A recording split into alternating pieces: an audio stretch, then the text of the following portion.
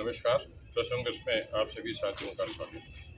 प्रसंग में आज चुनाव पर चर्चा करना चाह रहे थे, खुल के हम चुनाव के बारे में कि किस प्रदेश में किस प्रकार से कितना मतदान हुआ, क्या कुछ रहा, किस किस प्रदेश के अंदर किस लोकसभा क्षेत्र में दंगे हुए।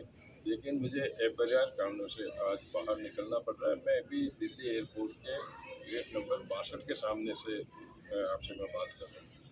आज 19 अप्रैल को हिंदुस्तान में जो पहला लोकसभा का चुनाव का प्रथम दौर जो शुरू हुआ है, उसमें 19 प्रदेशों और राज्य प्रदेशों के अंदर 19 जो प्रदेश हैं, स्तरीय जो राज्य शासन वाले जो हैं, उनमें 102 लोकसभा क्षेत्र में चुनाव हुए।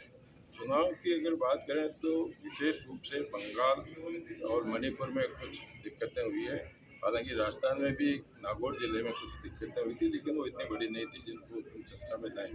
लेकिन ईवीएम की काफ़ी शिकायतें रही। पश्चिम बंगाल में 150 जगह ईवीएम रुका गया। कई जगह राजस्थान में पानी की समस्या को लेकर के चुनाव का बहिष्कार भी किया गया। लगभग 4 घंटे तक मतदान शुरू होने से चुनाव का बहिष्कार जारी रहा। तो इस तरह से उधर, लेकिन जब अभी मैं आपसे बात कर रहा हूँ तो लेटेस्ट जो मेरे पास में अपडेट आ रहा है, उसमें 5 बजे तक का जो मतदान का प्रतिशत बता रहा है, उसमें ये बताया जा रहा है कि सबसे ज़्यादा सर्वाधिक 77.77% मतदान पश्चिमी बंगाल में हुआ है। पश्चिमी बंगाल के बाद में असम में रहा है। लेकिन बात करें उत्तर प्रदेश की, तो उत्तर प्रदेश के जो आंकड़े आ रहे हैं, उसमें लगभग 59.9% ही मतदान होने की मेरे को जो चर्चाओं से जानकारी मिली है वो है। लेकिन बंगाल सबसे ज़्यादा चुनाव का जो जहाँ मतदान ज़्यादा होता है, उसका राजनीतिक जो परिचर्चा रहती है, जो राजनीतिक पॉलिटिशियन जो स्पेशलिस्ट होते हैं, विशेषज्ञ होते हैं, उनका मानना होता है कि जो सरकार होती है उसके खिलाफ वोट पड़ता है तो मतदान ज़्यादा होता है। लेकिन क्या वो पश्चिम बंगाल की सरकार पे विपरीत पड़ा या फिर केंद्र सरकार, ये आने वाले 4 जून को ही पता चल पाएगा। चुनाव का जहाँ तक प्रश्न है, यह जो दौर चालू है अब 1 जून तक चलेगा। 4 जून तक हमें परिणामों की इंतजार करना पड़ेगा।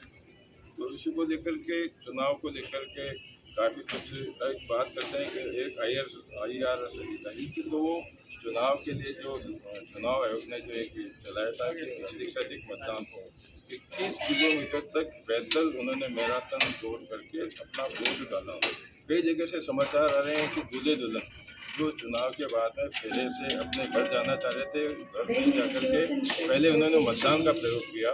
मतदान करने की बात करूँ तो 110 वर्ष की एक महिला ने भी आज मतदान में भाग लिया। तो ये करके तो कुछ चुनाव के दौरान बड़े नेताओं ने भी मतदान किया। वहीं अमित शाह ने आज अपना गांधीनगर से लोकसभा क्षेत्र से अपना आवेदन नामांकन पेश किया, जहाँ काफ़ी उन्होंने कहा कि ये चुनाव बेहद अजीब तरीके का होगा। गांधीनगर में नामांकन प्रस्तुत करने के बाद में अमित शाह बोले कि ये चुनाव अपने आप में बेहद महत्वपूर्ण है। अब इसका क्या इंडिकेशन है वो खुद ही बता सकते हैं।